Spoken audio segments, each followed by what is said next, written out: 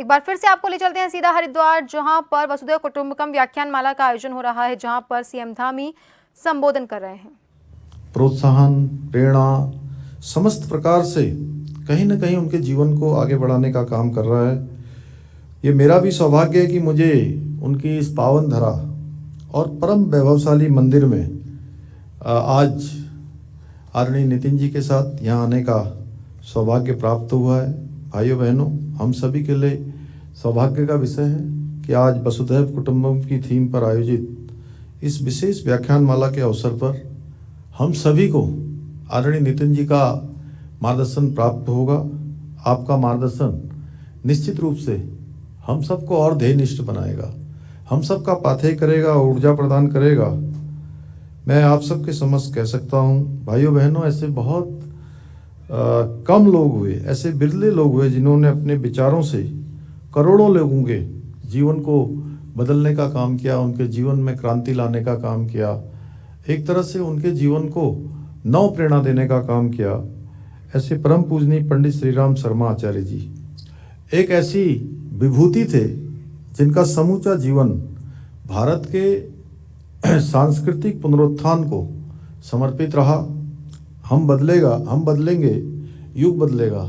ऐसे हम सब जब छोटे थे तो ऐसे बहुत सारे ध्येय वाक्य जो लिखे हुए थे उनको पढ़ते थे। उनके मंत्रों ने समाज में जो जन जागृति का पुनीत कार्य किया, निश्चित रूप से आने वाली पीढ़ियां सदैव उनकी ऋणी रहेगी, सदैव उनका स्मरण करेगी।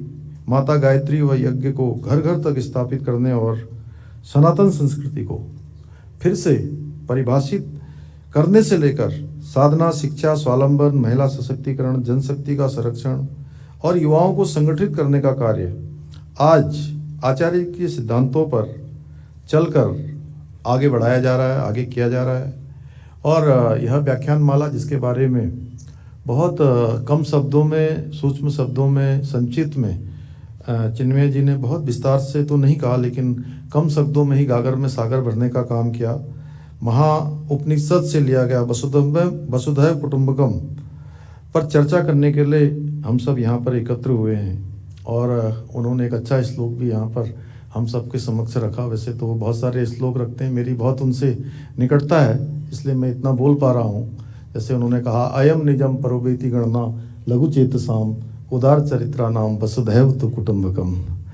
तो निश्चित रूप से ये थीम भारत की है, भारत की संस्कृति की है, भारत के व्यवहार की है, जो भारत में सदा से चला आया उसको आगे बढ़ाने की थीम है कि पूरा विश्व ये तेरा है, ये मेरा है, ये छोटा है, ये बड़ा है। इस प्रकार की सोच छोटे मन वालों की होती है। हम सब भारतीयों की और भारत की संस्कृति की सोच हमेशा से रही है कि पूरा संसार हमारा घर है, पूरा संसार परिवार है।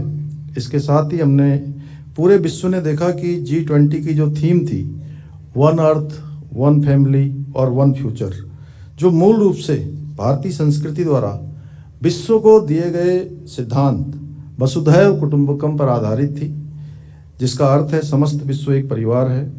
वसुधैव कुटुंबकम के मंत्र के जरिए विश्व बंधुत्व की जो भावना है उसको हम सदियों से जीते आए हैं।